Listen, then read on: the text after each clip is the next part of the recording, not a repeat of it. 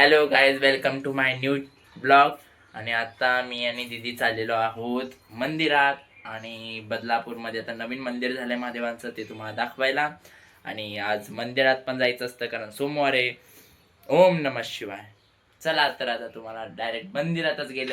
आम्ही आलो आहोत एक खूप शांत आणि निवांत ठिकाणी, जे म्हणजे की महादेवांचे मंदिर. इथे आल्यावर आपले सगळे विचार आपण विसरून जातो.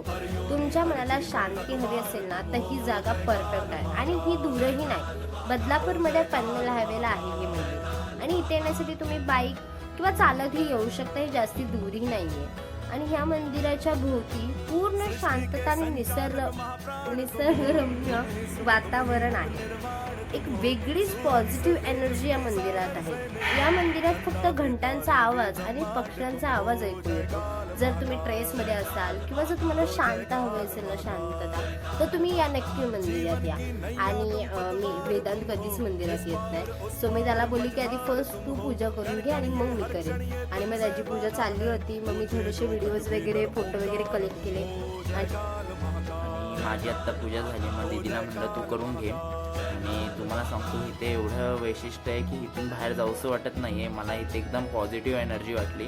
इथं मेडिटेशन करण्यासाठी किंवा तप वगैरे, असं मला जप वगैरे करायचं असेल तर एक नंबर ही जागा आहे. कोणी डिस्टर्ब करायलाच मला नाही आहे. आणि मी पण इथे बसून थोडा वेळ हे घेतला, मेडिटेशन घेतली. आणि नंतर जरा फोटो वगैरे काढले. फोटो वगैरे काढण्यासाठी हे एक नंबर मंदिर आहे, तर तुम्ही नक्की ट्राय करा, इथे या.